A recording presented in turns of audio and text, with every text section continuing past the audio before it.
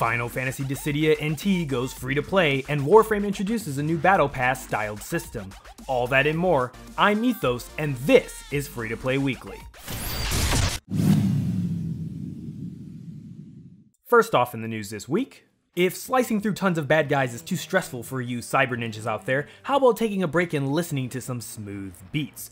Players in Warframe can now listen to Nightwave, an ongoing radio broadcast built on fresh, immediate, story-fused gameplay. There, you'll be treated to the rebellious, smoky smooth allure of the host Nora Knight, who will get players started on an assortment of daily and weekly missions, with rewards including Orkin catalysts, forma bundles, cosmetics, and a new type of currency, Wolf Crid. The missions and the rewards come with a time limit lasting only as long as the duration of the first series, The Wolf of Saturn 6. The series will last for several weeks, and then when time is up, a new series with new story, missions, and rewards will take its place. This update has been pushed live worldwide across all platforms: PC, PS4, Xbox One, and Nintendo Switch.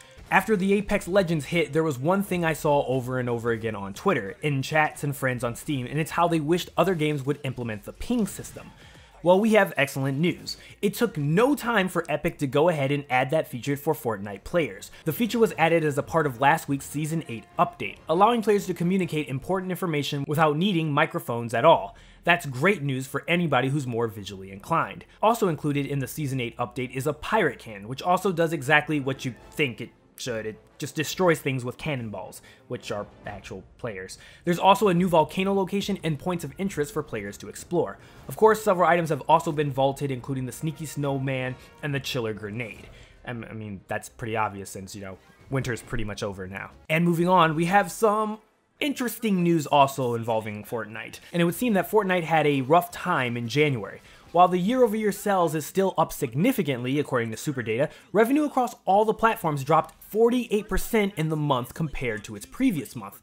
Maybe that's to be expected after what SuperData called a peak month in December, but it's still quite a plummet. On top of that, tougher times could be ahead for Fortnite, as Apex Legends launched in early February, and that's sure to take a further piece of Fortnite's Battle Royale pie.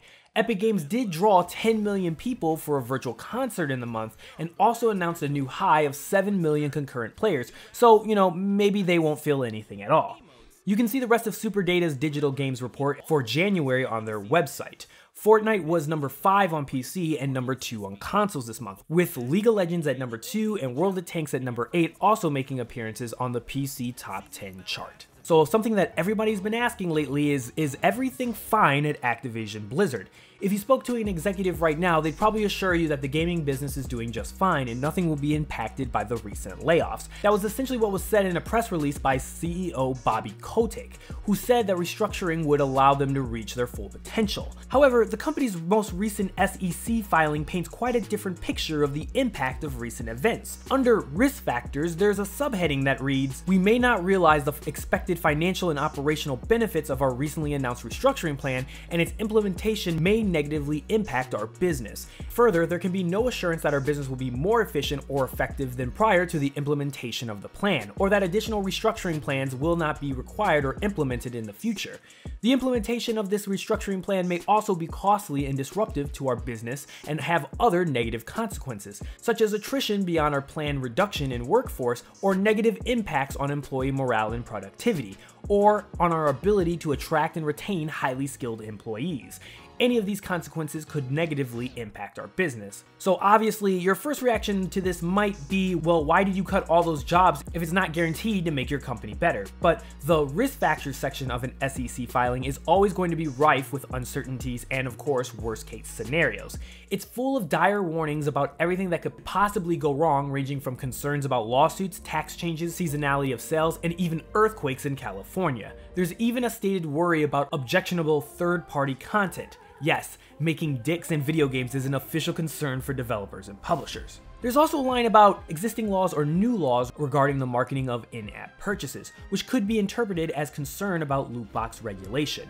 Another subhead says, quote, "If we do not consistently deliver popular, high-quality content in a timely manner, or if consumers prefer competing products, our business may be negatively impacted." You won't hear that type of talk at BlizzCon.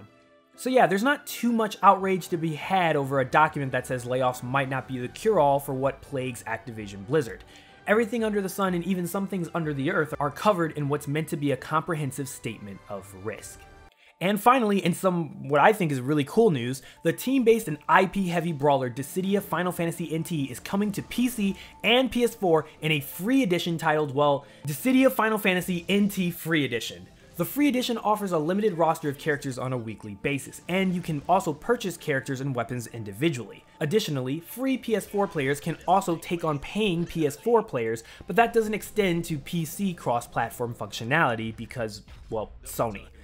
For those not familiar with the game, Dissidia matches are 3v3 affairs that pull from a wide roster of Final Fantasy characters spanning 30 years worth of games. There are 4 different classes in the game: Vanguard, Assassin, Marksman, or Specialist, and various types of battles and story cutscenes. Dissidia Final Fantasy NT Free Edition comes to PC and PS4 on March the 12th. You can learn more about the game on its Steam page or on the main Dissidia website. And that brings us to our question of the week. I personally picked up Dissidia Final Fantasy NT, and I'm excited to see a fresh new group of people possibly interested in checking out the game. So for those of you interested in picking up the game, or even if you're not, tell me which character on the roster do you think you'll be most interested in playing. For me, I personally enjoyed playing Onion Knight and Squall, so let me know yours in the comment section below.